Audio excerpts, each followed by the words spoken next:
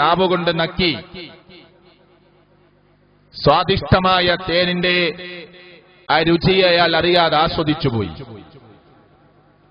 പിടിച്ചിരിക്കുന്ന വള്ളിയെ മറന്നു, അടിയിലെ പാമ്പിനെ മറക്കുന്നു, മുകളിലെ തേറ്റ കാണിച്ചു നിൽക്കുന്ന മൃഗത്തെ മറന്നുപോകുന്നു.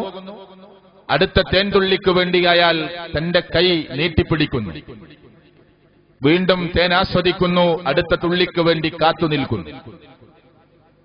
ഈ മനുഷ്യനെക്കുറിച്ച് നിങ്ങൾക്ക് എന്തു പറയാനുണ്ട്? താൻ ഓടിയതും ഇറങ്ങിയതും രക്ഷപ്പെടാൻ ആഗ്രഹിച്ചതും താഴെ കണ്ടതും മുകളിൽ കണ്ടതും പിടിച്ചിരിക്കുന്ന വള്ളിയുമൊക്കെ ഒരു നൈമിഷികമായ നശ്വരമായ ഒരു തുള്ളി തേനിന്റെ സ്വാദിഷ്ടത്തിൽ, ഒരു തുള്ളി തേനിന്റെ രുചികരമായ ആസ്വാദന മുഹൂർത്തത്തിൽ മറന്നുപോയ ഒരു മനുഷ്യനെക്കുറിച്ച് മാനവ സമൂഹമേ നിങ്ങൾക്കെന്ത് പറയാനുണ്ട്? ഇതൊരു ചോദ്യമാണ്. ഇത് ഞാൻ ചോദിച്ച ചോദ്യമല്ല. ഇസ്ലാമിക ചരിത്ര ഗ്രന്ഥങ്ങൾ രചിച്ച പണ്ഡിതന്മാരുടെ കൂട്ടത്തിൽ ഒരാൾ ലോകത്തോട് ചോദിച്ച ചോദ്യമാണ്. ആ മനുഷ്യനെ നിങ്ങൾ വിഡ്ഢിയെന്ന് വിളിക്കുമോ? ആ മനുഷ്യനെ നിങ്ങൾ മൂഢനെന്ന് പറയുമോ? ആ മനുഷ്യനെ നിങ്ങൾ ഏതൊക്കെ അർത്ഥത്തിൽ പേരിട്ട് വിളിക്കാൻ നിങ്ങൾക്ക് സാധിക്കുമോ? അതുപോലെയാണ് സത്യത്തിൽ ഭൂമിയുടെ പളവളപ്പ് കണ്ട്, നൈമിഷികമായ സുഖസൗകര്യങ്ങളെ കണ്ട്, തുച്ഛമായ നശ്വരമായ ഈ ഭൂമിയുടെ മേലെയുള്ള പളവളത്ത ജീവിതം കണ്ട്, ഇവിടുത്തെ ഒരു പെണ്ണിന്റെ പുഞ്ചിരിക്കു മുമ്പിൽ, കാമുകിയുടെ വർത്തമാനങ്ങൾക്ക് മുന്നിൽ, കൂട്ടുകാരന്മാരുടെ ആസ്വാദകരമായ സംസാരങ്ങൾക്ക് മുന്നിൽ ജീവിതത്തിന്റെ ലക്ഷ്യതലങ്ങളെ മറന്നുപോകുന്ന, അർത്ഥതലങ്ങളെ മറന്നുപോകുന്ന, താൻ മുന്നോട്ട് നീങ്ങേണ്ട റൂട്ടിനെ കുറിച്ച് മറന്നുപോകുന്ന, അർത്ഥശൂന്യമായ കൂട്ടുകെട്ടിലേക്ക് നടന്നുപോകുന്ന, ആധുനിക ലോകത്തിന്റെ സൗകര്യങ്ങളെ ജീവിതത്തിന്റെ അർത്ഥതലങ്ങളാക്കി മാറ്റുന്ന ആധുനിക സമൂഹത്തെക്കുറിച്ച് നിങ്ങൾക്ക് വിശദീകരിക്കാനാവുമെങ്കിൽ ഈ ഉദാഹരണം നിങ്ങളുടെ മുന്നിൽ വെച്ചുകൊണ്ട് ഈ ചെറിയ തുച്ഛമായ സൗകര്യത്തിനു വേണ്ടി കൈനീട്ടി നിന്ന ഒരു മനുഷ്യന്റെ ഉപമ മനുഷ്യ സമൂഹമേ നിങ്ങളുടെ ജീവിതത്തിലേക്ക് കൂട്ടിക്കൊണ്ടുവന്ന് ഇത് എന്നെക്കുറിച്ച് സംസാരിച്ചതാണോ എന്ന് അറിഞ്ഞും അറിയാതെയും ചോദിക്കേണ്ട ഒരു സന്ദർഭത്തിലാണ് ആധുനിക ലോകം നിലകൊള്ളുന്നത് എന്ന് നമ്മൾ അറിയണം. ഇവിടെ ജീവിതം എന്ന ഒരു തലക്കെട്ടിലൂടെയാണ് എന്റെ സംസാരത്തെ ആരംഭം കുറിക്കേണ്ടത്. എന്താണ് ജീവിതമെന്ന ചോദ്യത്തിന് ഒരുപാട് ഉത്തരങ്ങൾ നമുക്ക് പറയാനുണ്ട്. എന്തിനാണ് ഇവിടെ വിവാഹമെന്ന് ചോദിച്ചവരുണ്ട്. യൂറോപ്പിന്റെയും പാശ്ചാത്യ സംസ്കാരത്തിന്റെയും നിയമത്തിന്റെ തണലിൽ നിന്നുകൊണ്ട് തന്നെ, കോടതിയുടെ കൃത്യമായ സംസാരത്തിന്റെയും അവകാശ നിയമങ്ങളുടെയും തണലിൽ നിന്നുകൊണ്ട് തന്നെ ഞങ്ങൾക്ക് ആണിനും പെണ്ണിനും ആസ്വദിക്കാം ഒരു കരാറിൽ ഏർപ്പെടേണ്ടതില്ല, വൈവാഹിക ജീവിതത്തിന്റെ കരാറിൽ ഏർപ്പെട്ടുകൊണ്ട് ബാധ്യതാ നിർവഹണത്തിന് മുതിരേണ്ടതില്ല, മറിച്ച് ഞങ്ങൾക്ക് ഇവിടെ പറവകളൊന്നും വേളികടിക്കാറില്ല, അതുകൊണ്ട് ഞങ്ങൾ എന്തിനാണ് വിവാഹത്തിന്റെ കരാറിൽ ഏർപ്പെടുന്നത് എന്ന് 18 വയസ്സ് പൂർത്തിയായ പെൺകുട്ടിയും അതിനപ്പുറം നിൽക്കുന്ന ചെറുപ്പക്കാരനും തമ്മിൽ തന്റെ ലൈംഗിക ചേഷ്ടകൾക്ക് അതിര് തടസ്സങ്ങളില്ലാതെ, നിയമ തടസ്സങ്ങളില്ലാതെ മുന്നോട്ട് പോയിക്കൊണ്ടിരിക്കുന്ന പാശ്ചാത്യ ലോകത്തിലെ ചെറുപ്പക്കാരും ചെറുപ്പക്കാരികളുമായ ആളുകൾ ലോകത്തോട് ചോദിച്ച ചോദ്യം ബാക്കി നിൽക്കുകയാണ്. ജീവിതം ഒന്നേയുള്ളൂ, അത് ദൈവത്തിന്റെ നിയമത്തിന് മുന്നിൽ കൊണ്ടുവന്ന് കെട്ടി വലിച്ചു മുറുക്കി ആസ്വാദകരമായ ജീവിതത്തെ അസ്വസ്ഥത നിറഞ്ഞ ജീവിതമാക്കി മാറ്റരുത് എന്ന് ലോകത്തിന്റെ നാനാഭാഗത്തു നിന്ന് വിളിച്ചു പറയുന്ന ആധുനിക സമൂഹത്തെ ഞാനും നിങ്ങളും കേൾക്കുന്നുണ്ട്. തന്റെ കൈവിരൽ സമ്മാനിച്ച ദൈവത്തെ മറന്നുകൊണ്ട് കൈവിരലുകൾ ഉപയോഗിച്ച് തൂലിക പിടിച്ച് താൻ പഠിച്ചിരിക്കുന്ന സാഹിത്യ വാക്കുകളും പ്രയോഗങ്ങളും പ്രയോഗിച്ച് ലോകത്തിന്റെ മുന്നിൽ എടുത്തുകുത്തുകൾ നടത്തി പുസ്തകങ്ങൾ രചിച്ച് ലോകത്തിലെ വലിയ വലിയ സമ്മാനങ്ങൾ നേടുന്ന മനുഷ്യന്മാർ, ആ മനുഷ്യർ ലോകത്തോട് ഈ ജീവിതത്തെ ആസ്വദിക്കുവാനുള്ളതാണ് എന്ന് ആഹ്വാനം ചെയ്തുകൊണ്ടിരിക്കുന്ന വാക്കുകൾ ഞാനും നിങ്ങളും കേട്ടുകൊണ്ടിരിക്കുകയാണ്. ഇവിടെ നിന്നുകൊണ്ടാണ് ജീവിതത്തിന്റെ കൃത്യത, ജീവിതത്തിന്റെ കൃത്യമായ ദിശ, എന്തിനു വന്നു, എവിടേക്ക് പോകണം, എവിടെ ചെന്ന് അവസാനിക്കും ഈ ജീവിതം, ഇത് നശ്വരമാണെങ്കിൽ അനശ്വരമായതെവിടെ, ഇത് നൈമിഷികമാണെങ്കിൽ അനന്തമായ ജീവിതം എവിടെ, ശാശ്വതമായ ജീവിതം എവിടെയാണ് എനിക്കും നിങ്ങൾക്കും ലഭിക്കാനുള്ളത് എന്ന് ചോദിക്കുന്ന കൃത്യമായ ചോദ്യങ്ങളും ഉത്തരങ്ങളും ചോദ്യവലികൾ മാത്രമല്ല, അതിന്റെ ജീവിതത്തെ കൊണ്ട് പ്രായോഗികമായി എന്റെയും നിങ്ങളുടെയും മനസ്സിനെയും ജീവിത ശരീരങ്ങളെയുമെല്ലാം അതിന്റെ മറുപടിയിലേക്ക് കൊണ്ടുവന്ന് ആ പ്രമാണങ്ങൾക്ക് മുന്നിൽ ഞാനും നിങ്ങളും അറിയാതെ പ്രിയപ്പെട്ടവരെ തോറ്റുകൊടുക്കാവുന്ന വിധത്തിൽ പ്രകൃതിയുടെ നിയമമായി, പ്രകൃതിയുടെ മതമായി, ലോകത്തിന്റെ രക്ഷിതാവായ അള്ളാഹുവിന്റെ വാക്കുകൾ മതത്തിന്റെ നിയമാവലികളായി മനുഷ്യർക്ക് മുന്നിലെത്തിക്കാൻ മലക്കുകൾ ഉപയോഗിച്ച് മനുഷ്യരിൽ നിന്ന് തെരഞ്ഞെടുക്കപ്പെട്ട പ്രവാചകന്മാർ വഴി അതിന്റെ അവസാനത്തെ പ്രവാചകനാകുന്ന മുഹമ്മദ് റസൂൽ സല്ലല്ലാഹു അലൈഹി വസല്ലമയിലൂടെ ഇനി ലോകം അവസാനിക്കുന്നത് വരെയുള്ള മനുഷ്യ സമൂഹത്തിന്റെ മുന്നിലേക്ക് പ്രമാണമായി അവസാനത്തെ വേദഗ്രന്ഥമാകുന്ന ഖുർആനിനെ നിലനിർത്തി. തെറ്റുകളും കുറ്റങ്ങളുമില്ലാതെ, കുറവുകളും പോരായ്മകളുമില്ലാതെ, ഏറ്റക്കുറച്ചിലുകളില്ലാതെ, കൂട്ടിച്ചേർക്കലുകളില്ലാതെ, ഏത് ശാസ്ത്രീയമായ പഠനം നടത്തിയവന്റെ മുമ്പിലും കൊണ്ടുപോയി വെച്ച് അശാസ്ത്രീയമായ പദപ്രയോഗങ്ങളില്ലാതെ പ്രിയപ്പെട്ടവരെ ആശ്ചര്യഭരിതമായി പോകുന്ന, അത്ഭുതകരമായി ആരും ഖുർആനിന്റെ വാക്കുകൾക്ക് മുന്നിൽ ഇത് ശരിയാണ്, ഇത് സത്യമാണ്, ഇത് അശാസ്ത്രീയമല്ല, ഇതൊരിക്കലും പ്രകൃതി വിരുദ്ധമല്ല എന്ന് അറിയാതെ പറഞ്ഞു പോകാവുന്ന വിധത്തിൽ തെറ്റുകൾ സംഭവിക്കാത്ത റബ്ബിന്റെ, ലോകരക്ഷിതാവിന്റെ, അണ്ടഘടാഹങ്ങളുടെ അധിപനായ, ലോകത്തിന്റെ പ്രപഞ്ചത്തിന്റെ രക്ഷിതാവായ അവന്റെ വാക്കുകൾ ലോകത്തിന്റെ മുന്നിൽ നിലനിൽക്കുകയാണ്. ആ നിലനിൽക്കുന്ന വാക്കുകളാണ് പ്രിയപ്പെട്ടവരെ മനുഷ്യ ജീവിതത്തിന്റെ റൂട്ടുകൾ വരച്ചു കാണിക്കുന്നത്.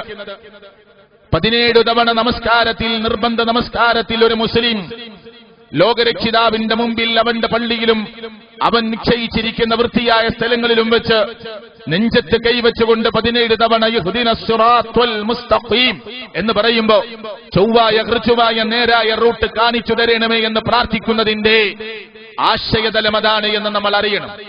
ജീവിതത്തെ ഞാൻ ഏറെ സമയം വിശദീകരിക്കാൻ ആഗ്രഹിക്കുന്നില്ല.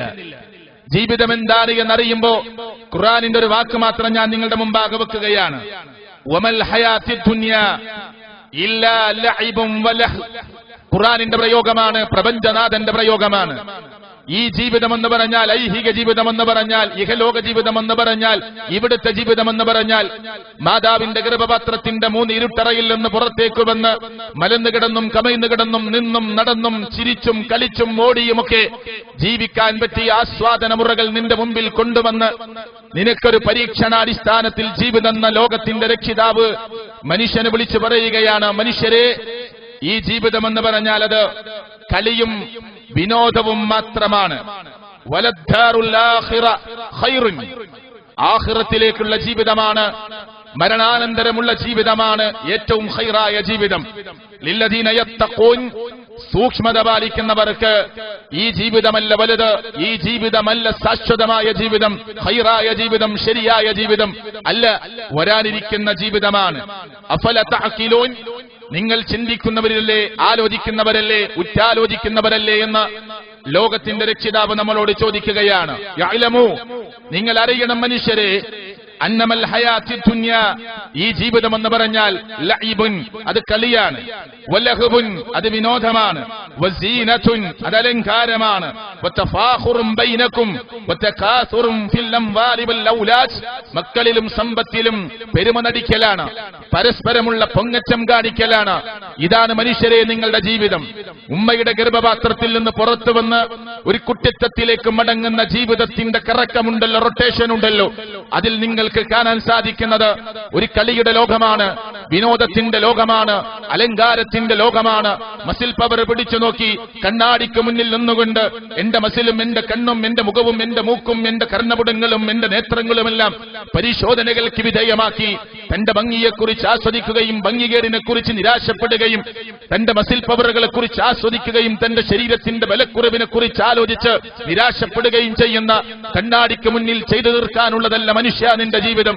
ജീവിതത്തിൽ കളി കടന്നുവരും, ജീവിതത്തിൽ വിനോദങ്ങൾ കടന്നുവരും, ജീവിതത്തിൽ അലങ്കാരത്തിന്റെ സമയം കടന്നുവരും. മക്കളെ തൊട്ടും സമ്പത്തിനെ തൊട്ടും പെരുമതടിക്കുന്ന, പൊങ്ങച്ചം കാണിക്കുന്ന, ഗർവ് കാണിക്കുന്ന ഒരു ലോകം നിന്റെ മുന്നിലൂടെ കടന്നുപോകും. ഈ ജീവിത ചക്രത്തിൽ എവിടെ വെച്ചും നിന്നെ തിരിച്ചു വിളിക്കാം.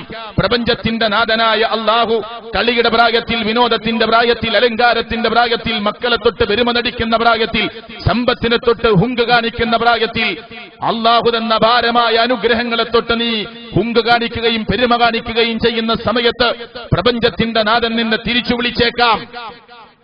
അതുകൊണ്ട് ജീവിതത്തെ നീ അറിയണം. ഇതൊന്നുമല്ല ജീവിതം.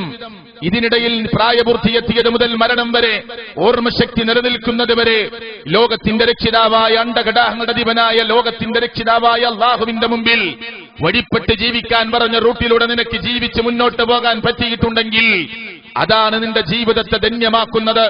അതാണ് മരണാനന്തരമുള്ള നീണ്ടുകിടക്കുന്ന, ഒരിക്കലും അവസാനം പറയാനാവാത്ത അനന്തമായ ജീവിതത്തിലേക്കുള്ള മുതൽക്കൂട്ട്.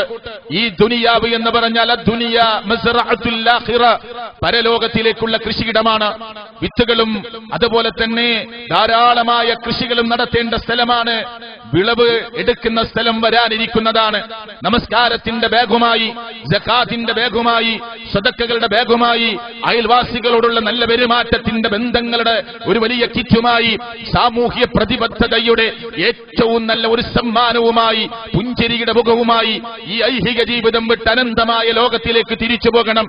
20 കൊല്ലമോ 30 കൊല്ലമോ 50 കൊല്ലമോ 60 കൊല്ലമോ 70 കൊല്ലമോ ഈ ദുനിയാവിന്റെ ഈ മണ്ണിന്റെ മേലെ ജീവിക്കാൻ അള്ളാഹു അവസരം തരുമ്പോ ജീവിതം എന്ത് എന്നറിയാതെ പ്രിയപ്പെട്ടവരെ തല്ലിലും വടക്കിലും വക്കാനത്തിലും കഞ്ചാവിലും മയക്കുമരുന്നിലും ലഹരിയിലും അടിമപ്പെട്ട് 2 കാലിൽ എഴുന്നേറ്റ് നടക്കേണ്ട മനുഷ്യൻ നാക്കാലികളെ പോലെ 4 കാലിൽ 2 കൈയിലും 2 കാലിലുമായി നാക്കാലിയെ പോലെ ഇടഞ്ഞു നീങ്ങുന്ന ഒരവസ്ഥയിൽ ജീവിക്കേണ്ടവനല്ല നീ. ഭാര്യയ്ക്ക് ശാപമായി, ഉമ്മയ്ക്ക് ശാപമായി, ഉപ്പയ്ക്ക് ശാപമായി, അച്ഛനും അമ്മക്കും ശാപമായി ഈ ഭൂമിയിൽ തള്ളി നീക്കേണ്ടതല്ല നിന്റെ ജീവിതം. അല്ല, ആരാരും മറച്ചു പോകുന്ന ഒരു ജീവിതത്തെ ഈ ഭൂമിയിൽ നയിക്കേണ്ടവനല്ല നീ. ഇസ്ലാമിന്റെയും ഈമാനിന്റെയും വിശ്വാസത്തിന്റെ ശക്തിയാണെന്ന് പറഞ്ഞ് ഒറ്റപ്പെട്ട ഒരു റൂമിൽ അടച്ചു നിന്ന് പ്രിയപ്പെട്ടവരെ ജീവിതം തള്ളി നീക്കേണ്ടവനല്ല നീ. സമൂഹത്തിന്റെ വേദനകളും യാതനകളും പ്രശ്നങ്ങളും പ്രയാസങ്ങളും ബുദ്ധിമുട്ടുകളും ദുരിതങ്ങളും കണ്ടില്ലെന്ന് നടിക്കേണ്ടവനല്ല നീ. ആളുകൾക്കിടയിലേക്ക് ഇറങ്ങിച്ചെന്ന് അവിടെയുണ്ടാകുന്ന പ്രശ്നങ്ങളിൽ ഇടപെട്ടുകൊണ്ട് അവിടെ നിന്ന് ഏൽക്കാവുന്ന പ്രശ്നങ്ങളെയും ബുദ്ധിമുട്ടുകളെയും ക്ഷമയോടുകൂടി നേരിട്ടുകൊണ്ട് ക്ഷമാലുവായി അക്ഷമനായി പോവാതെ ക്ഷമയുള്ളവനായി ജീവിതത്തെ മുന്നോട്ട് നീക്കേണ്ടവനാണ് നീ.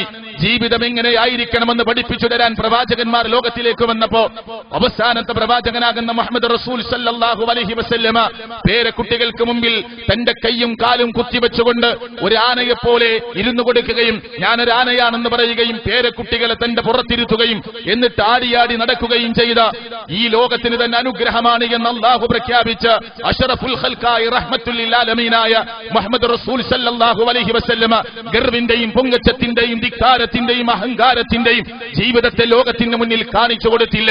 പേരക്കുട്ടികൾക്ക് മുന്നിൽ ഞാനൊരു കളിക്കൂട്ടുകാരനായി നിൽക്കുന്നു എന്ന് പ്രഖ്യാപിച്ച അല്ലാഹുവിന്റെ റസൂൽ സല്ലല്ലാഹു അലൈഹി വസല്ലമ മനുഷ്യലോകമേ ജീവിതം എങ്ങനെയാകണമെന്ന് പഠിപ്പിക്കുകയാണ്.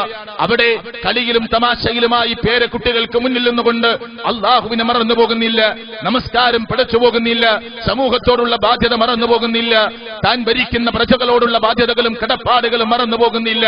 അതേ, ഏറ്റവും നല്ല അയൽവാസിയായി ജീവിച്ചു കാണിച്ചു തരുന്നു, ഏറ്റവും നല്ല വല്ലിപ്പയായി ഗ്രാൻഡ് ഫാദറായി ജീവിച്ചു കാണിച്ചു തരുന്നു, ഏറ്റവും നല്ല കുടുംബനാഥനായി ജീവിച്ചു കാണിച്ചു തരുന്നു, അടുക്കളയിൽ ഭാര്യമാരെ സഹായിക്കുന്നവനായി ജീവിച്ചു കാണിച്ചു തരുന്നു, അയൽപ്പക്കക്കാരോടുള്ള ബന്ധങ്ങളെ നിലനിർത്തിയും ആ ബന്ധം തന്റെ സ്വത്താവകാശം വരെ അവകാശപ്പെട്ടവരാണ് എന്ന് തോന്നുമാറ് ജിബ്രീൽ അലൈഹിസ്സലാത്തു വസ്സലാം എനിക്ക് വഹി നൽകിയിട്ടുണ്ട് എന്ന് പ്രിയപ്പെട്ടവരെ അത് തോന്നിപ്പോകുമാറ് വഹി നൽകി എന്ന് പറഞ്ഞ് ആ അയൽപക്ക ബന്ധം തീർത്തും എങ്ങനെയാവണമെന്ന് പഠിപ്പിക്കുന്ന രംഗത്ത് മുഹമ്മദ് റസൂൽ സല്ലല്ലാഹു അലൈഹി വസല്ലമ എനിക്കും നിങ്ങൾക്കും മാതൃക കാണിച്ചു തരികയാണ്. ഒരു സൈനിക നേതാവിനെ പോലെ ഒരു യുദ്ധം ആവശ്യമായ സമയത്ത് അതിന് നേതൃത്വം കൊടുക്കുന്ന ഒരു യുദ്ധ നേതാവ് എങ്ങനെയായിരിക്കണമെന്ന് പഠിപ്പിച്ചു തരികയാണ്. എവിടെയാണ് പ്രവാചകൻ ജീവിതത്തിൽ മാതൃക കാണിച്ചു തരാതെ പോയത്? അതുകൊണ്ട് ജീവിതം എന്ന് പറഞ്ഞാൽ വിശ്വാസത്തിന്റെയും ഈമാനിന്റെയും ഭാഗമാണ്. ഞാൻ ഒളിഞ്ഞിരിക്കുകയാണ്, ഒറ്റപ്പെട്ടിരിക്കുകയാണ്, ആരോടും എനിക്ക് മിണ്ടാനില്ല, ചിരിക്കാനില്ല, സമൂഹത്തോട് എനിക്ക് പ്രതിബദ്ധതയില്ല, സാമൂഹ്യ ബന്ധങ്ങളില്ല, കടപ്പാടുകളില്ല, കടമകളില്ല എന്ന് പ്രഖ്യാപിക്കലല്ല ഇസ്ലാം, എന്ന് പ്രഖ്യാപിക്കലല്ല ഈമാൻ, എന്ന് പ്രഖ്യാപിക്കലല്ല മനുഷ്യരെ നമ്മുടെ ജീവിതമെന്ന വിഷയത്തിന്റെ ഒരു ചെറിയ കോർണർ മാത്രം നിങ്ങളുടെ മുമ്പിൽ വെച്ചുകൊണ്ട് അടുത്ത സ്റ്റെപ്പിലേക്ക് ഞാൻ നീങ്ങുകയാണ്. അപ്പൊ ജീവിതത്തെ വിശദീകരിക്കുവാൻ ഏറെ സമയം ഞാൻ ഉപയോഗപ്പെടുത്തുന്നില്ല. ജീവിതം ഒന്നേയുള്ളൂ. ഇവിടുത്തെ പരീക്ഷകളിൽ തോറ്റുപോയാൽ വീണ്ടും വീണ്ടും നമുക്ക് പേപ്പറുകൾ എഴുതിയെടുക്കാം. ഡിഗ്രിക്ക് പഠിക്കുന്നവർ അല്ലേ, ഈ കൂട്ടത്തിൽ ഒരുപാട് പരീക്ഷകൾ എഴുതിയവർ, അതുപോലെ തന്നെ ഗവൺമെന്റ് ജോലിക്ക് വേണ്ടി പരീക്ഷകൾ എഴുതിയവർ, വീണ്ടും വീണ്ടും നമുക്ക് അവസരങ്ങൾ ലഭിച്ചേക്കാം. പക്ഷേ എന്റെ ശബ്ദം കേൾക്കുന്നവരെ, പാരത്രിക ലോകത്തിനു വേണ്ടിയുള്ള ജീവിതം ഒന്നേ ഉള്ളൂ. അതിൽ പരാജയപ്പെട്ടാൽ മരണമെന്ന വിളിയാളെ നിന്റെ മുന്നിലേക്ക് കടന്നു വന്ന മലക്കുൽ മൗത്തിന്റെ നേതൃത്വത്തിൽ മലക്കുകൾ കടന്നു വന്ന് നിന്റെ റൂഹ് പിടിച്ചു കൊണ്ടുപോകുമ്പോ എനിക്കല്പം സമയം തരുമോ എന്ന് ചോദിച്ചാൽ ഒരിക്കലും സമയം കിട്ടാത്ത അവസ്ഥയിലാണ് എനിക്കും നിങ്ങൾക്കും അല്ലാഹു ആ മരണത്തെയും ജീവിതത്തെയും ക്രമീകരിച്ചിട്ടുള്ളത് എന്ന് ഞാനും നിങ്ങളും അറിയണം. അങ്ങനെയുള്ളൊരു ജീവിതത്തെ, ധന്യമായ ജീവിതം കിട്ടണമെന്ന് കൊതിക്കുന്നവരെ, വെറുതെ സ്വർഗലോകത്ത് പ്രവേശിക്കാം, നല്ല മരണം ലഭിക്കാം, ഖബറിലെ സുന്ദരമായ ജീവിതം ലഭിക്കാം എന്ന് നിങ്ങൾ ഒരിക്കലും വ്യാമോഹിക്കേണ്ടതില്ല. ഖുർആനിന്റെ ഒരു ചോദ്യം മാത്രം ചോദിക്കട്ടെ. അം ഹസിബ്തും അൻ തദ്ഖുലുൽ ജന്ന വലമ്മാ യഅതികും മസലുൽ ലദീന ഖലൗ മിൻ ഖബ്ലികും മസ്സതുഹുമുൽ ബഅസാഉ വല്ലറാ വസുൽസിലു ഹത്താ യഖൂലർ റസൂലു വല്ലദീന ആമനൂ മഅഹു മതാ നസ്റുല്ലാഹ് അലാ ഇന്ന നസ്റല്ലാഹി ഖരീബ്. പരിശുദ്ധ ഖുർആൻ 2-ാം അധ്യായം സൂറത്ത് ബഖറ 214-ാമത്തെ വചനമാണ്. എന്താണ് ചോദിച്ചതിന്റെ അർത്ഥം? പരിശുദ്ധ ഖുർആനിന്റെ പ്രഖ്യാപനമാണ്, അള്ളാഹുവിന്റെ ചോദ്യമാണ്, നബിയോട് ചോദിക്കാൻ ആവശ്യപ്പെടുകയാണ്, മനുഷ്യരോട് ചോദിക്കാൻ ആവശ്യപ്പെടുകയാണ്. അം ഹസിബ്തും അൻ തദ്ഖുലുൽ ജന്ന, വെറുതെ അങ്ങ് സ്വർഗത്തിലേക്ക് കടന്നു കളയാമെന്ന് നിങ്ങൾ വിചാരിക്കുന്നുണ്ടോ? വലമ്മാ യഅതികും മസലുൽ ലദീന ഖലൗ മിൻ ഖബ്ലികും മസ്സതുഹുമുൽ ബഅസാഉ വല്ലറാ വസുൽസിലു വസുൽസിലു വസുൽസിലു. നോക്കൂ നിങ്ങൾ ആ പ്രയോഗം തന്നെ, ഇദാ സുൽസിലത്തിൽ അർളു സിൽസാലഹ. ആ പദം പറയുമ്പോൾ തന്നെ ഒരു പ്രകമ്പനം ഉണ്ടാകുന്ന അറബി ഭാഷയുടെ പ്രത്യേകത ഞാൻ ഈ സമയത്തൊരിക്കലും ഇവിടെ വിശദീകരിക്കാൻ ആഗ്രഹിക്കുന്നില്ല. പ്രയാസങ്ങളും ദുരിതങ്ങളും ഏറ്റിട്ട്, പ്രശ്നങ്ങളും പ്രയാസങ്ങളും ദുരിതങ്ങളും ഏൽക്കേണ്ടി വന്നിട്ട് ഇതാ മുൻഗാമികളായ ആളുകൾ ചോദിച്ചു പോയൊരു വാക്കാണ് ഹത്താ യഖൂലർ റസൂലു. കൂട്ടത്തിലുള്ള നബി ചോദിച്ചു പോയി, പറഞ്ഞുപോയി, വല്ലദീന ആമനൂ മഅഹു, കൂടെ പ്രവാചകന്റെ കൂടെ വിശ്വസിക്കുന്നവരും ചോദിച്ചു പോയി. എന്താ ചോദിച്ചത്? മതാ നസ്റുല്ലാഹ്, എപ്പോഴാണ് അല്ലാഹുവിന്റെ സഹായം? അലാ ഇന്ന നസ്റല്ലാഹി ഖരീബ്, അല്ലാഹുവിന്റെ സഹായം അടുത്തുണ്ട്. ഖുർആൻ ആ ചോദ്യവും അതിനുള്ള മറുപടിയുമൊക്കെ ആയത്തിൽ തന്നെ ഉൾക്കൊള്ളിച്ചുകൊണ്ട് പറയുകയാണ്. 2-ാം അധ്യായം സൂറത്ത് ബഖറയിലെ 214-ാമത്തെ വചനം. ഇവിടെ വിശ്വാസികളെ, എനിക്കും നിങ്ങൾക്കും ഈ ആയത്തിലൂടെ മനസ്സിലാക്കാൻ സാധിക്കേണ്ടത് എന്താണ്? ജീവിതം കഴിഞ്ഞ് ഒരു മരണത്തെ പ്രതീക്ഷിച്ചു നിൽക്കാൻ എന്നോടും നിങ്ങളോടും ഏത് സമയത്തും പ്രതീക്ഷിക്കാൻ പറഞ്ഞിട്ടുണ്ട്. എനിക്കും നിങ്ങൾക്കും അല്ലാഹു ഒരു വയസ്സ് നിശ്ചയിച്ചു തന്നിട്ടില്ല. ശരാശരി ആയുസ് 60-ന്റെയും 70-ന്റെയും ഇടയിലാണ് എന്ന് പ്രത്യേകമായ ഹദീസുകൾ വന്നിട്ടുണ്ട്. 10-ലും 20-ലും 30-ലും 40-ലും 50-ലും ലോകത്തോട് വിട പറഞ്ഞു പോയവരുണ്ട്. ഗർഭപാത്രത്തിൽ കിടന്ന് കുട്ടി മരിച്ചിട്ടുണ്ട്. പുറത്തു വന്നപ്പോൾ കുഞ്ഞും അമ്മയും മരണപ്പെട്ടിട്ടുണ്ട്. പ്രസവിച്ച് 2 ദിവസങ്ങൾ കഴിഞ്ഞിട്ട് മരണപ്പെട്ടു പോയിട്ടുണ്ട്. പുതുമണവാളനായി വീട് വിട്ടിറങ്ങി ഉമ്മയുടെയും വാപ്പയുടെയും സമ്മതം വാങ്ങി വിവാഹത്തിന്റെ സദസ്സിലേക്ക് ഇറങ്ങിപ്പോകുന്ന പുതുമണവാളനായി ആ ഇറങ്ങിപ്പുറപ്പെട്ട ചെറുപ്പക്കാരൻ മരണപ്പെട്ടിട്ടുണ്ട്.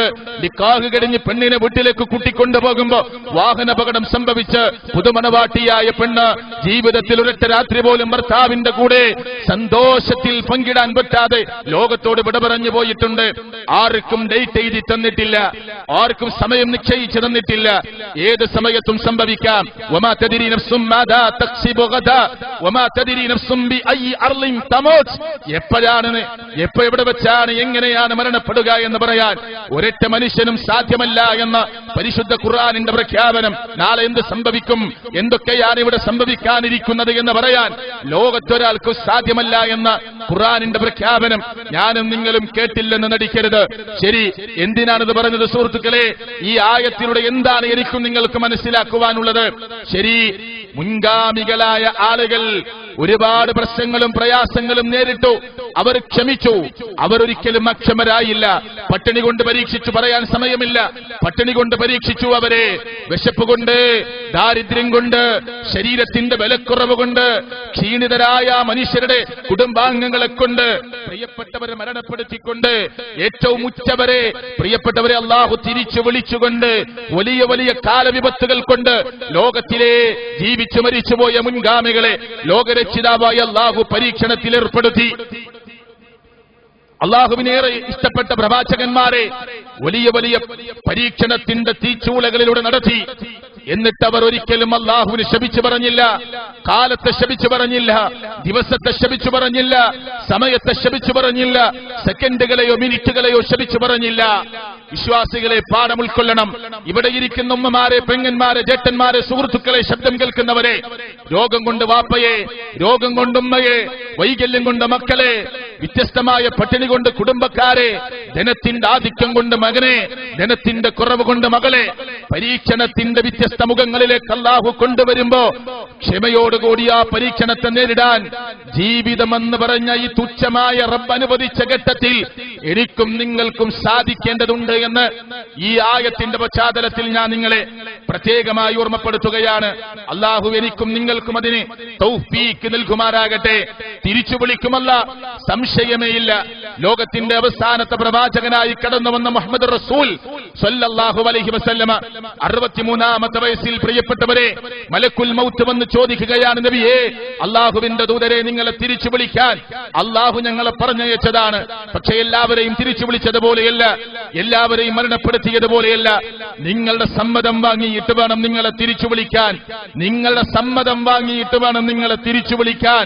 നിങ്ങൾ സമ്മതിച്ചാലേ നിങ്ങളെ റൂഹ് പിടിക്കുന്നുള്ളൂ എന്ന് പറഞ്ഞുകൊണ്ട് പ്രവാചകന്റെ മുന്നിലേക്ക് മലക്കുൽ മൗത്തും കൂട്ടാളികളായ മലക്കുകളും കടന്നു വന്ന് ചോദിക്കുമ്പോ അതേ അള്ളാഹുവിന്റെ പ്രവാചകന്റെ സമ്മതം വാങ്ങിക്കൊണ്ട് അവിടുത്തെ റൂഹ് പിടിക്കുകയാണ്. വേദന കൊണ്ട് പുളഞ്ഞുപോയി ആയിഷ റളിയല്ലാഹു അൻഹയുടെ തോളിലേക്ക് ചെരിഞ്ഞു കിടന്നു. വേദന കൊണ്ട് നെഞ്ചിടത്തിലേക്ക് മാരടത്തിലേക്ക് ഊർന്നിറങ്ങി. വേദന സഹിക്കാൻ പറ്റുന്നില്ല. പ്രവാചകൻ ആയിഷ റളിയല്ലാഹു അൻഹയോട് ചോദിക്കുകയാണ്, ആയിഷ, എവിടെയാണ് വെള്ളത്തിന്റെ പാത്രം? ഒരു നനഞ്ഞ തുണി കൊണ്ട് എന്റെ നെറ്റിത്തടമൊന്ന് കെട്ടിക്കൊണ്ട് ആയിഷ, അല്പം വെള്ളം കൊണ്ട് എന്റെ നെറ്റിയൊന്ന് തുടച്ചുകൊണ്ട് ആയിഷ വിയർത്ത് കുളിച്ച് വേദന കൊണ്ട് പുളഞ്ഞു പോകുന്ന മുഹമ്മദ് റസൂൽ സല്ലല്ലാഹു അലൈഹി വസല്ലമ ഉറക്കെ വിളിച്ചു പറയുകയാണ്, ആയിഷ, ആയിഷ, യാ ആയിഷ, ഇന്നലിൽ മൗതി ലസക്കറാത്ത്. മരണത്തിന് വല്ലാത്ത വേദനയുണ്ട്, വല്ലാത്ത അസ്വസ്ഥതയുണ്ട്. എന്റെ ശബ്ദം കേൾക്കുന്നവരെ, എന്റെ ശബ്ദം കേൾക്കുന്നവരെ, ഏറ്റവും നല്ല മഹാവ്യക്തിത്വമായ മുഹമ്മദ് റസൂൽ സല്ലല്ലാഹു അലൈഹി വസല്ലമ ലോകത്തോട് വിട പറഞ്ഞു പോകുമ്പോ മരണത്തിന്റെ വേദന സഹിക്കാനാവാതെ ജൂതന്റെ കുടുംബത്തിൽ നിന്ന് കിട്ടിയ ഇറച്ചിയിൽ വിഷം കലർത്തിത്തന്ന അന്ന് കടിച്ചതിന്റെ വിഷാംശങ്ങൾ ഈ സമയത്ത് എന്നെ ശരീരത്തെ വേദനിപ്പിക്കുന്നുവെന്ന് വിളിച്ചു പറയുകയും പ്രവാചകന്റെ പിടച്ചിൽ കണ്ട്, വേദന കണ്ട്, പ്രവാചകന്റെ കരച്ചിൽ കണ്ട്, പ്രവാചകന്റെ അസ്വസ്ഥത കണ്ട്, സല്ലല്ലാഹു അലൈഹി വസല്ലമയുടെ വേദന കണ്ട് ഖത്അത്തു ഖൽബി എന്ന് പ്രവാചകൻ വിളിച്ച, ഖത്അത്തു കബദി എന്ന് പ്രവാചകൻ വിളിച്ച കരളിന്റെ കഷ്ടമേ, ഖൽബിന്റെ കഷ്ടമേ, ഹൃദയത്തിന്റെ കഷ്ടമേ എന്ന് വിളിച്ച ഫാത്തിമ റളിയല്ലാഹു അൻഹ ഉറക്കെ കരയാൻ ശ്രമിക്കുമ്പോ ഫാത്തിമ, മോളെ ചെയ്യല്ലേ മോളെ, വാപ്പ അസ്വസ്ഥതയില്ലാത്ത ലോകത്തേക്കാണ് വാപ്പയെ അല്ലാഹു കൊണ്ടുപോകുന്നത്. ചതിക്കുടികൾ ഉണ്ടാക്കി ഇനി എന്നെ ആരും ആക്രമിക്കില്ല. യുദ്ധക്കളത്തിൽ പോയി വാപ്പയുടെ പല്ല് പൊട്ടിപ്പോവില്ല. നടന്നു പോകുന്ന വഴിയിൽ ചതിക്കുടി ഉണ്ടാക്കി വാപ്പയുടെ കാലിന് പരിക്കേൽക്കുകയില്ല. വാപ്പയെ കൊല്ലാൻ വീട് വളഞ്ഞു നിൽക്കേണ്ട ഒരവസ്ഥ ഇനി ആർക്കും ഉണ്ടാവുകയില്ല. സ്വസ്ഥതയുടെ ലോകത്തേക്കാണ് അല്ലാഹു എന്നെ കൊണ്ടുപോകുന്നത് മോളെ. അതുകൊണ്ട് മോളെ ഫാത്തിമ, കരയല്ലേ മോളെ എന്ന് പറഞ്ഞ സ്വഹാബത്ത് മുഴുവനും ദുഃഖത്തിന്റെ വല്ലാത്ത തലം കെട്ടി നിൽക്കുന്ന ഒരു ദിവസത്തെ ഓർത്തുപോയ ഒരു ദിവസത്തെ ഞാനും നിങ്ങളും ഓർക്കുന്നുണ്ടോ? എങ്കിൽ ശ്രദ്ധിച്ചോ, അങ്ങനെ ഒരു മരണം, അതിനേക്കാൾ ശക്തമായ മരണത്തിന്റെ വേദനയുമായി എന്റെയും നിങ്ങളുടെയും അടുത്തേക്ക് കടന്നുവരും. തർക്കമില്ലാത്ത വിഷയമാണത്. ആരെങ്കിലും ലോകത്ത് ബാക്കിയായിരുന്നുവെങ്കിൽ മുഹമ്മദ് റസൂൽ സല്ലല്ലാഹു അലൈഹി വസല്ലമ ബാക്കിയായി ആവണമായിരുന്നു എന്ന് ഞാനും നിങ്ങളും ആഗ്രഹിച്ചു പോകുന്നു. ലോകത്തെ വിറപ്പിച്ച രാഷ്ട്രീയ പ്രമുഖന്മാർ, നെപ്പോളിയന്മാർ, ഹിറ്റ്ലർമാർ, മുസോളിനിമാർ, അല്ലെ, പലരും ലോകത്ത് നിന്ന് ലോകത്തെ വിറപ്പിക്കാൻ ശ്രമിച്ചവരാണ്. ഹിരോഷിമയെയും നാഗസാക്കിയെയും വിറപ്പിച്ച വലിയ വലിയ കാട്ടാളത്തം ചെയ്തവർ 73,000-72,000 ആളുകളെ മുഴുവനും ചെറിയ നിമിഷങ്ങൾ കൊണ്ട് ബോംബർ വിമാനങ്ങൾ ഉപയോഗിച്ചുകൊണ്ട് തല്ലി തകർത്ത് കണ്ടുനിന്നവരുടെ കണ്ണിന്റെ പുരികങ്ങൾ വരെ കരിഞ്ഞുപോയ ഏറ്റവും കറുത്ത ദിനങ്ങളായി ചരിത്രത്തിൽ രേഖപ്പെടുത്തുന്ന, ഇന്നും ജനിച്ചു വീഴുന്ന കുഞ്ഞുങ്ങൾക്ക് അംഗവൈകല്യത്തോടുകൂടി ജനിക്കാൻ മാത്രം അവസരം കൊടുത്ത, ദൗർഭാഗ്യം കൊടുത്ത, ഇന്നും ജനിച്ചു വീഴുന്ന കുഞ്ഞുങ്ങളുടെ ഏറ്റവും നിഷ്കളങ്കരായ മക്കളുടെ ഹൃദയത്തിന് പോലും അസുഖങ്ങൾ ഉണ്ടാക്കിക്കൊണ്ട് വലിയ വലിയ ക്യാൻസറുകൾക്ക് വിധേയമായി ഇന്നും ജീവിച്ചിരിക്കുന്ന ഹിരോഷിമയുടെ നാഗസാക്കിയുടെ രക്തം കണ്ട മണ്ണിൽ പ്രിയപ്പെട്ടവരെ നിങ്ങൾ ആലോചിക്കുന്നുണ്ടോ? ബോംബർ വിമാനങ്ങൾ വർഷിപ്പിച്ച് ലോകത്തെ വിറപ്പിക്കാൻ ശ്രമിച്ചവർ ലോകത്ത് നിന്ന് വിട പറഞ്ഞുപോയി. ഹാറൂൻമാർ ലോകം വിട്ടുപോയി, നമ്രൂദ്മാർ ലോകം വിട്ടുപോയി, ഹാമാൻമാർ ലോകം വിട്ടുപോയി. അനറബ്ബുക്കുമുൽ അഅ്ല, ഞാനാണ് ലോകത്തിന്റെ രക്ഷിതാവെന്ന് വിളിച്ചു പറഞ്ഞ ഫിർഔൻ റാംസസ് രണ്ടാമൻ ലോകത്തെ വിട്ടു പിരിഞ്ഞുപോയി. വെള്ളം കുടിച്ച് മുങ്ങിച്ചാകുമ്പോ അല്ലാഹുവേ അവസരം തരുമോ, മൂസയുടെ റബ്ബിൽ ഞാൻ വിശ്വസിക്കാമെന്ന് വിളിച്ചു പറഞ്ഞു റാംസസ് രണ്ടാമൻ എന്നറിയപ്പെട്ട ഫിർഔൻ എന്ന് പറയുന്ന ചക്രവർത്തിക്ക് സെക്കൻഡ് പോലും നീട്ടിക്കൊടുക്കാതെ അല്ലാഹു തിരിച്ചു വിളിച്ചു. ചരിത്രങ്ങൾ വായിക്കുന്നവരെ, എന്നിട്ടാണോ ഞാനും നിങ്ങളും സമയമാകുമ്പോൾ റബ്ബിന്റെ വിളിക്കുത്തരം നൽകി കൈയും കാലുമെല്ലാം മടക്കി പിടിച്ചുകൊണ്ട് വേദനയെ, അസഖ്യമായ വേദനയെ ഏറ്റുവാങ്ങിക്കൊണ്ട് ലോകത്ത് നിന്ന് വിട പറഞ്ഞു പോകേണ്ടവരാണ് ഞാനും നിങ്ങളും എന്ന കാര്യം മറന്നു പോകരുത്. ആ മരണത്തിൽ നിന്ന് രക്ഷപ്പെടാൻ കോടികൾ കോടികൾ കോടികൾ ചെലവഴിക്കാൻ ആളുകൾ റെഡിയാ. ഡോക്ടർ പറയാ 3 ദിവസം മാത്രമേ ഞങ്ങളുടെ കണക്കുകൂട്ടലുകളിൽ ബാക്കിയാകാൻ സാധ്യതയുള്ളൂ. ഒന്ന് ശ്രമിച്ചു നോക്കാം, ചിലപ്പോ രക്ഷപ്പെട്ടെന്ന് വരാം. പക്ഷെ കോടികൾ ചെലവുണ്ടെന്ന് പറഞ്ഞാൽ താമസിക്കുന്ന വീടും പറമ്പും ആസ്തിയും കച്ചവടവും ബിസിനസ്സും എല്ലാം വിറ്റുപുറക്കി വാപ്പയ്ക്ക് വേണ്ടി, ഉമ്മയ്ക്ക് വേണ്ടി, ജേട്ടന് വേണ്ടി, ഭാര്യയ്ക്ക് വേണ്ടി, മക്കൾക്ക് വേണ്ടി, ഭർത്താവിന് വേണ്ടി ചെലവഴിക്കാൻ ഞാനും നിങ്ങൾ റെഡിയാണ്. പക്ഷേ ആ മരണത്തിന്റെ വിളിയിൽ നിന്ന് മാറി നിൽക്കാൻ എനിക്കും നിങ്ങൾക്കും സാധ്യമല്ല. ഖുർആനിന്റെ പ്രയോഗം നിങ്ങൾ ശ്രദ്ധിച്ചു നോക്കൂ. ഖുൽ, പറയൂ നബിയേ, ഇന്നൽ മൗതല്ലദീ തഫിറൂന മിൻഹു, അതിൽ നിന്ന് നിങ്ങൾ ഓടി രക്ഷപ്പെടാൻ ശ്രമിക്കുകയാണ്.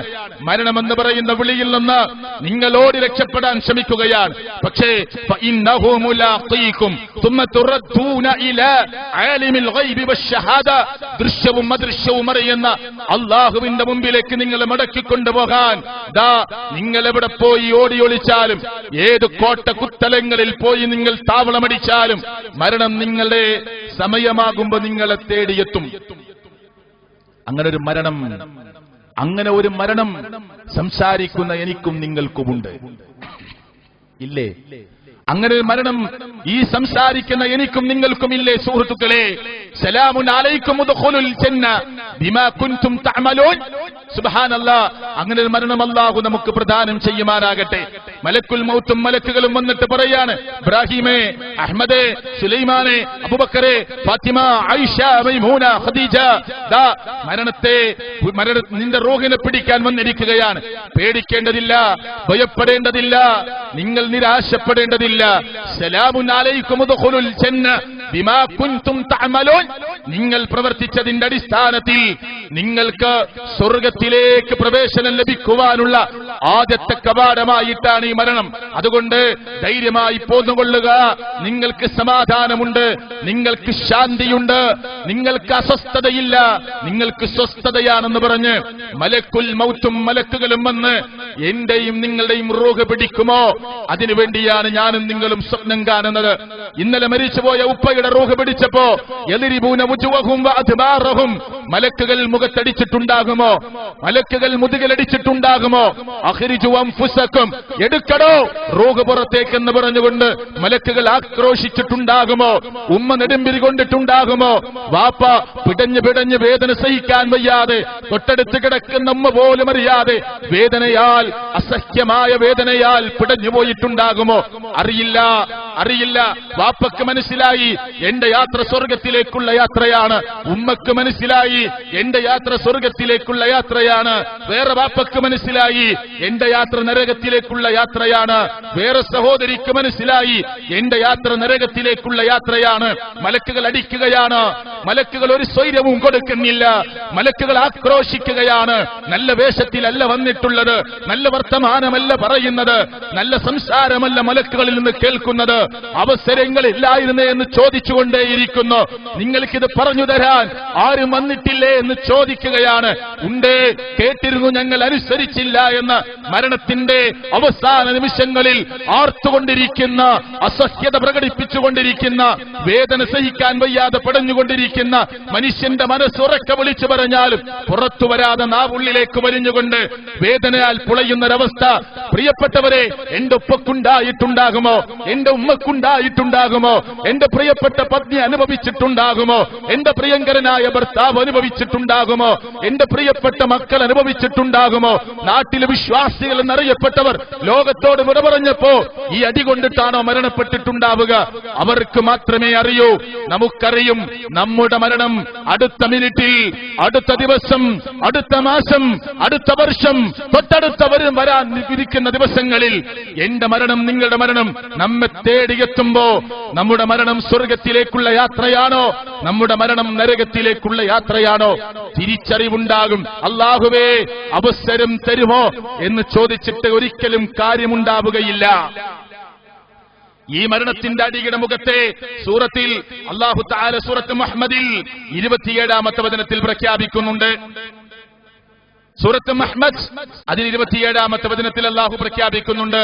സമയത്തിന്റെ കുറവ് കൊണ്ട് വിശദീകരണത്തിലേക്ക് പ്രവേശിക്കുന്നില്ല. പക്ഷെ നമുക്കറിയുന്ന ഒരു സമയമാണത്. ജനൽ കമ്പിയുടെ അടുത്ത് പിടുത്തം കിട്ടിയാൽ ആ കമ്പി പോലും വളഞ്ഞു പോകുമാറ്, കട്ടിലിന്റെ കട്ടി കുറഞ്ഞ സൈഡ് ഭാഗത്തൊക്കെ പിടിച്ചാൽ അതിന്റെ സൈഡ് പറഞ്ഞു പോരുമാറ്, പ്രിയപ്പെട്ടവരെ വേദന കൊണ്ട് അസഹ്യമായ ഒരു പിടുത്തം പിടിക്കുന്ന ഒരു ദിവസം അല്ലേ? എന്നിട്ട് അള്ളാഹുവിന്റെ ചോദ്യം കടന്നു വരികയാണ്.